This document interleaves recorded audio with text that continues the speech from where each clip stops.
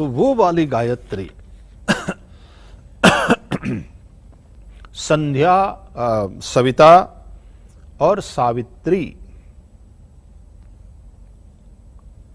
तत्सवितुः वरेण्यं भर्गो देवस्य धीमहि।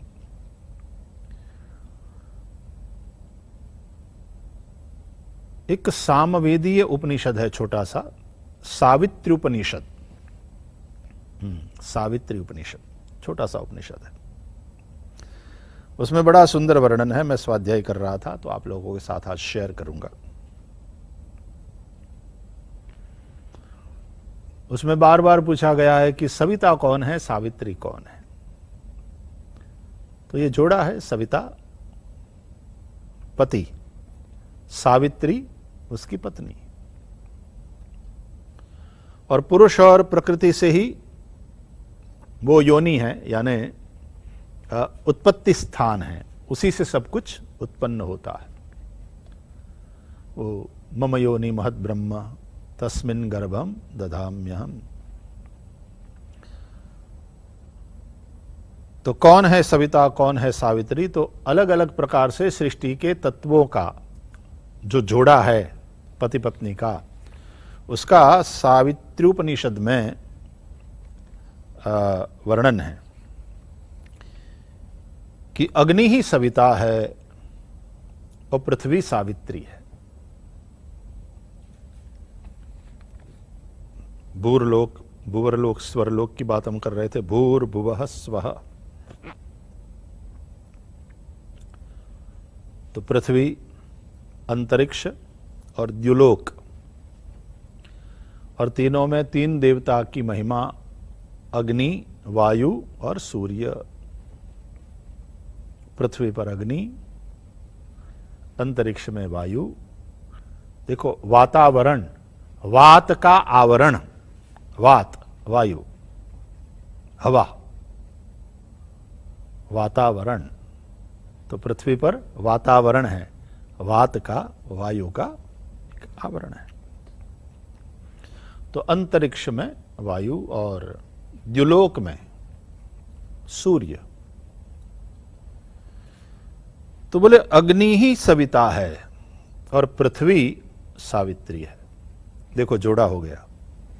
तो अग्निपति,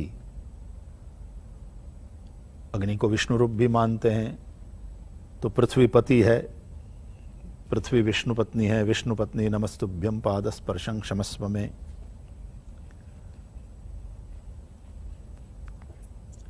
तो जहां अग्नि है वहां पृथ्वी है, जहां पृथ्वी है वहां अग्नि है। और दोनों के मेल से ये जोड़ा है, प्रजा उत्पन्न होती है और जिंदा रहती है।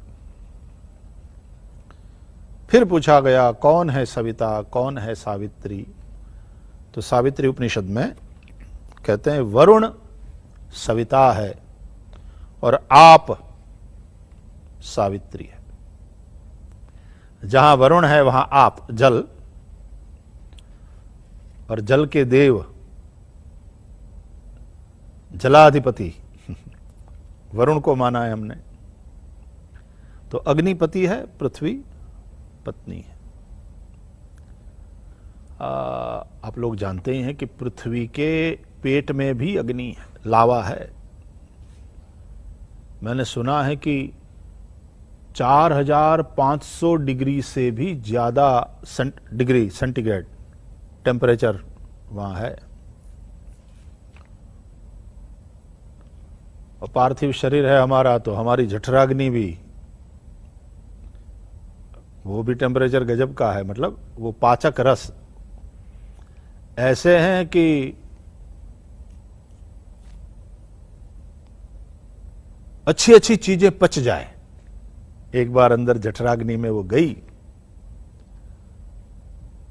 छोटे मोटे ब्लेड को तो वो अंदर वाली जो एसिड है वो एकदम पिघाल देती है। क्या आग है! और उस आग को लिए हम फिरते हैं और वो आग है भीतर, तब तक हम जिंदा है। अहम वैश्वानरो भूत्वा प्राणिनाम देहमाश्रितः प्राणापान समायुक्तः पचाम्यन्नम चतुर्विधम। तो जहां अग्नि है वहां पृथ्वी है, जहां पृथ्वी है वहां अग्नि है, और दोनों है इसलिए दोनों है, तब जीवन है। तो अग्नि सविता है, और अग्नि और सविता में सूर्य में संबंध है, और पृथ्वी सावित्री है। फिर वरुण बोले वो सविता है, और आप जल वो सावित्री है। फिर पूछा गया कौन है सविता कौन है सावित्री, तो बोले वायुदेव सविता है और आकाश सावित्री है। जहां आकाश है वहां वायु है, जहां वायु है वहां आकाश है, और दोनों के जोड़े से ये सब कुछ उत्पन्न हुआ है। कौन है सविता कौन है सावित्री, बोले यज्ञ ही सविता है और छंद सावित्री है। बिना वेदों के तो यज्ञ कैसे होगा? तो जहां यज्ञ है वहां छंद है, जहां छंद है वहां यज्ञ है, और दोनों के चलते ये सृष्टि है। ये सब यज्ञमय है। यज्ञो वै विष्णु, ऐसी श्रुति है। तो विष्णु क्या है? जो व्यापक है वही विष्णु है। तो ये जो कुछ है वो विष्णु है, और वो यज्ञ का स्वरूप है, इसलिए ये सब यज्ञ रूप है। तो ये जोड़ा है, और उससे ये जीवन चल रहा है। कौन है सविता कौन है सावित्री, बोले मेघ ही सविता है और विद्युत सावित्री है।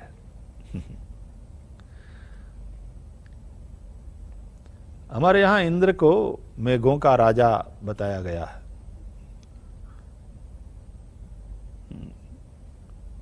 मघवन कह करके हम संबोधित करते हैं।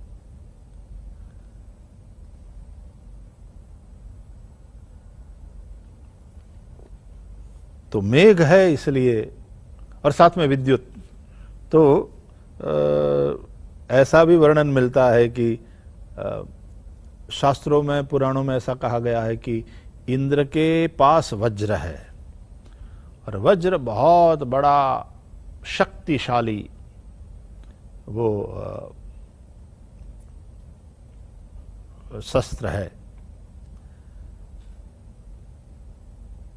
तो कहते हैं वो मेघों में जो विद्युत होती है वही इंद्र का वज्र है, और उसकी गजब की शक्ति है विद्युत की। तो मेघ सविता है, विद्युत सावित्री है। आगे कहते हैं कौन है सविता कौन है सावित्री, तो कहते हैं आदित्य सविता है।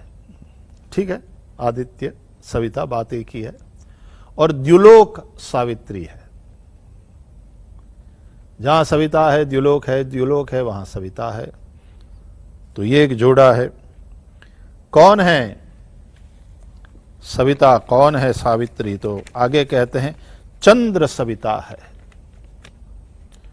और नक्षत्र सावित्री है। तो वैसे भी हमारे यहां पुराणों में सभी नक्षत्रों को चंद्रमा की पत्नी के रूप में माना गया है। 27 नक्षत्र है और सबके पति चंद्रमा। तो ये जोड़ा है। तो देखो सूर्य भी सविता है और चंद्र भी सविता है, ये बात है। तो सूर्यलोक में राम, सूर्य वंश में राम, चंद्र वंश में कृष्ण, ये जोड़ा है। चंद्र सविता नक्षत्र सावित्री। फिर आगे कहते हैं कौन है सविता कौन है सावित्री, बोले मन ही सविता है। सावित्री उपनिषद, मन ही सविता है और वाणी सावित्री है। आहा,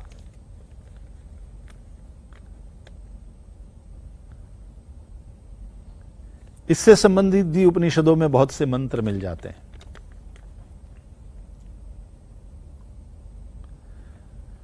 हमारी वाणी यदि मन का अनुगमन नहीं करती, मन में कुछ और है और वाणी कुछ और कह रही है, बोल रही है, तो ये पति पत्नी का जोड़ा ऐसा होना चाहिए कि वो वाणी मन का अनुसरण करे, मन वाणी के साथ जुड़ा रहे।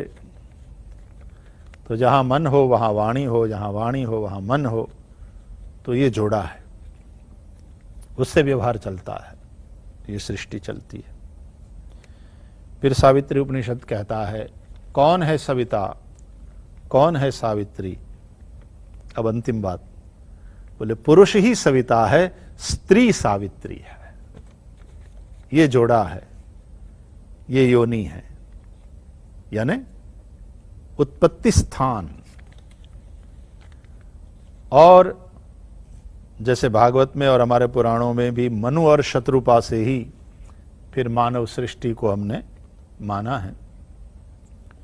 तो पुरुष सविता है, स्त्री सावित्री है।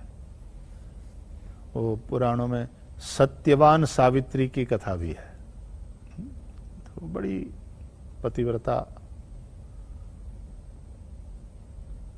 એવું કંઈક જૂનું ગીત હતું ને, રૂડા અશ્વપતિ રાજાની ડાહી દીકરી રે, એનું સતી સાવિત્રી નામ, એ ટાઈપનું કંઈ ભજન હતું ગુજરાતમાં।